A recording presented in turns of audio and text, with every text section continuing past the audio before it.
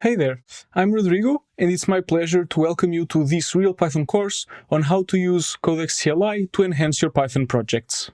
This course is for you if you want to learn how to use LLMs from the comfort of your terminal and you're interested in using tools from OpenAI, namely Codex CLI. In this course, you're going to learn to install and set up Codex CLI so that you can use it directly from your terminal. You're going to use Codex CLI to work on a almost finished Python project that will be provided as a downloadable for you.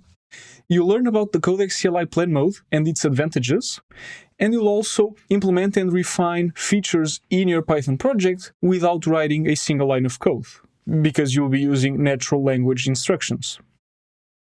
Before you start using Codex CLI, and by the way, CLI stands for Command Line Interface, before you start using this, you'll want to check that you have all of the prerequisites that are necessary for this course. In this case, you just need to make sure you install UV on your machine. Now, don't worry if you've never used UV before, because you will only use UV a couple of times, and the lessons will guide you through the exact commands you need to type. But you do need to have UV installed, so if you don't have it yet, feel free to pause and install it now. Now, another thing to keep in mind is that since you're going to be interacting with LLMs through Codex CLI, you'll have to type in prompts. And one thing that's important to keep in mind is that while the prompts that were used in this course are available in the downloadable materials so that you can copy and paste them, the prompts are provided for convenience, because you don't need to type in the exact same prompts. After all, LLMs are non-deterministic, and even if you type in the exact same prompts, you'll get slightly different results. So you should be more focused on having a similar sort of output that fulfills more or less the same constraints than being worried about getting the exact same output as the one that's shown on the lessons. Alright, with this out of the way, when you're ready to start setting up your projects and everything on your machine, feel free to move on to the next lesson. In order to use Codex CLI to implement a feature in a project, you need a project to work on, and that's going to be provided as a downloadable for this course.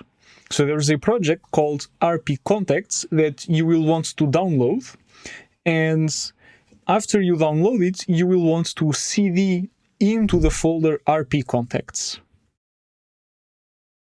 Now, if you inspect the contents of this folder with ls-al, you should find a couple of files and directories already there, namely a source directory that contains the source code for a partially completed project, and a couple of files that have project metadata and whatnot.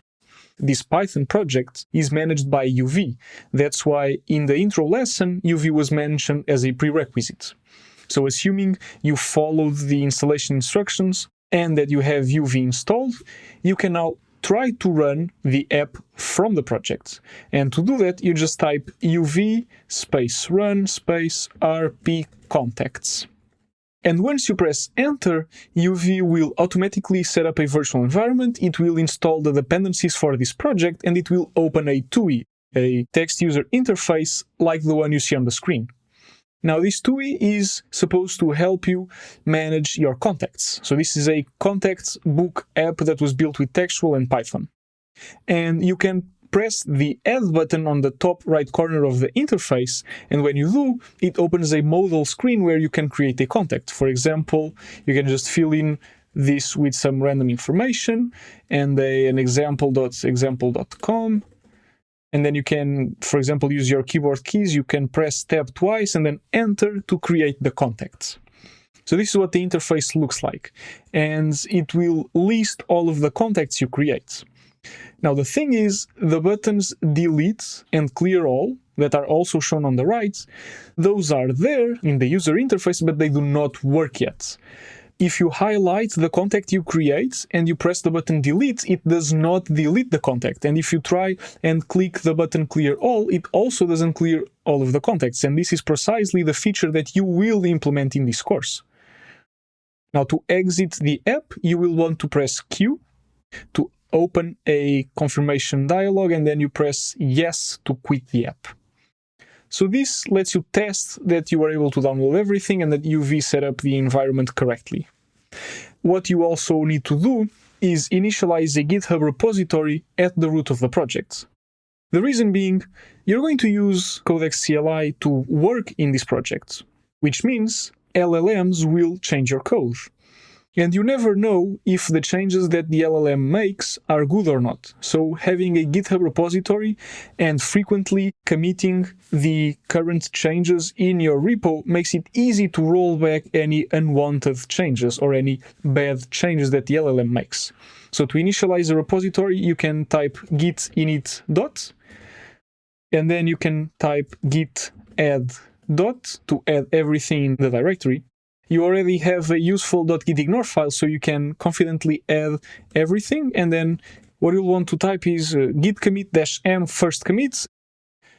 You'll want to press enter to effectively commit the initial state of your project into the repository, so that the changes you make in the upcoming lessons can be easily rolled back if something goes wrong or if something doesn't look how you would want it to look like. Once you've completed all of these setup steps, feel free to move on to the next lesson, where you'll start setting up Codex CLI. Now that everything else is set up, now you want to install the Codex CLI. And in order to do that, make sure you open the OpenAI documentation on the Codex CLI and follow the installation instructions there. And the reason I'm asking you to open the documentation explicitly is because these things keep changing so fast and the Codex CLI is updated so often that by the time you watch this video course, the preferred installation method might be different. At the time of the recording, OpenAI shows you the single commands you need to run, which installs the Codex CLI through npm, which obviously assumes you have npm installed. So this should work for Windows, Linux, and macOS users. You press enter, you give it a couple of seconds, and then the Codex CLI should be installed. To double check that it was installed successfully, you'll want to run codex --version to check whether the Codex CLI is accessible and was installed successfully.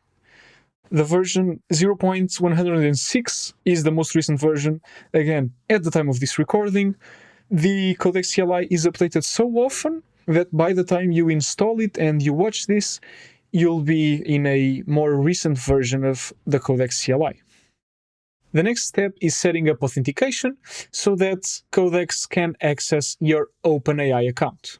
For that, you'll need either a paid tier of an OpenAI account or a valid API token. So make sure you have either, and then proceed to the next lesson so you can set up your Codex CLI.